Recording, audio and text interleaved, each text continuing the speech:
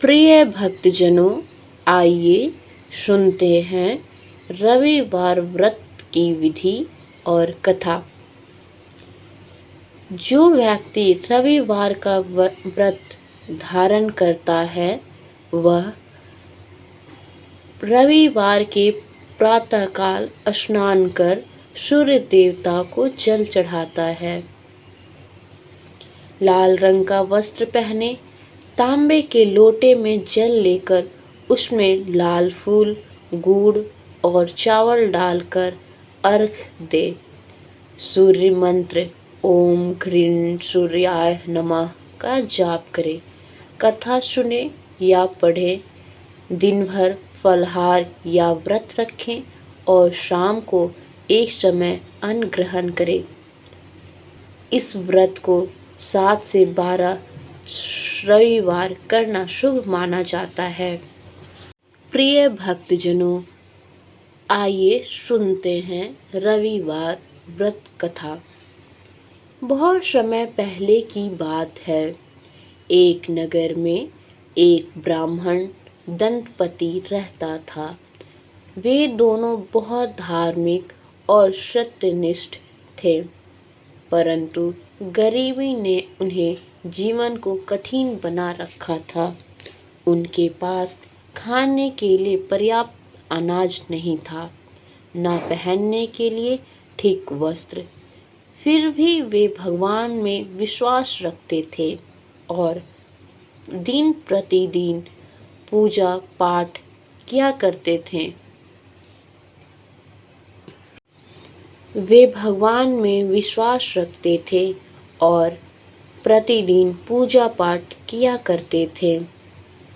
एक दिन ब्राह्मणी अपने पति से बोली, स्वामी, हमारे पास धन नहीं, अन्न नहीं, वस्त्र नहीं, आखिर हम इस जीवन को कैसे चलाएं? मैं सोचती हूँ कि किसी धनी घर में सेवा करो।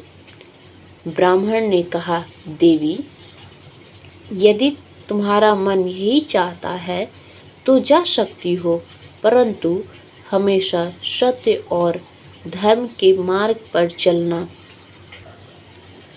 ब्राह्मणी ने अनुमति ली और एक धनी व्यापारी के घर सेवा करने लगी। वह घर बहुत बड़ा था, परंतु वहाँ के लोग अहंकारी और कर्मकांडी थे। एक दिन सुबह जल्दी घर की सफाई कर रही थी, तभी उसने देखा कि उस घर की मालकिन सूर्य देव की आराधना कर रही है। वह सुंदर दीपक जला रही थी, जल अर्पण कर रही थी और बहुत भक्ति से सूर्य देव का नाम का जाप कर रही थी। ब्राह्मणी को यह देखकर बहुत आश्चर्य हुआ। पूजा के बाद उसने विनम्र से ब्राह्मणी को यह देखकर बड़ा आश्चर्य हुआ। पूजा के बाद उसने विनम्र होकर पूछा, मालकिन, आप यह कौन सी पूजा कर रही हैं? कृपया मुझे भी बताएं। मालकिन ने मुस्कुराकर बोली, यह सूर्य देव का व्रत है। रविवार को यह व्रत रखने से सब दुख दूर होते हैं, धन की प्राप्ति होती है और परिवार में सुख शांति बनी रहती है। इस दिन स्नान कर सूर्य देवता को जल चढ़ाएं और लाल फूल गुड़ का नैवेद्य दो तथा कथा सुनो। व्रत के दिन तेल नमक नहीं खाना चाहिए। इस दिन स्नान कर सूर्य देवता को जल चढ़ाएं, लाल फूल और गुड़ का नैवेद्य दो तथा कथा सुनो। व्रत के दिन तेल और नमक नहीं खाते तथा शाम को अन्न ग्रहण करते। यह सुनकर ब्राह्मणी बहुत प्रसन्न हुई। उसने सोचा, मैं भी इस व्रत को रखूंगी, शायद मेरे दुख दूर हो जाएंगे।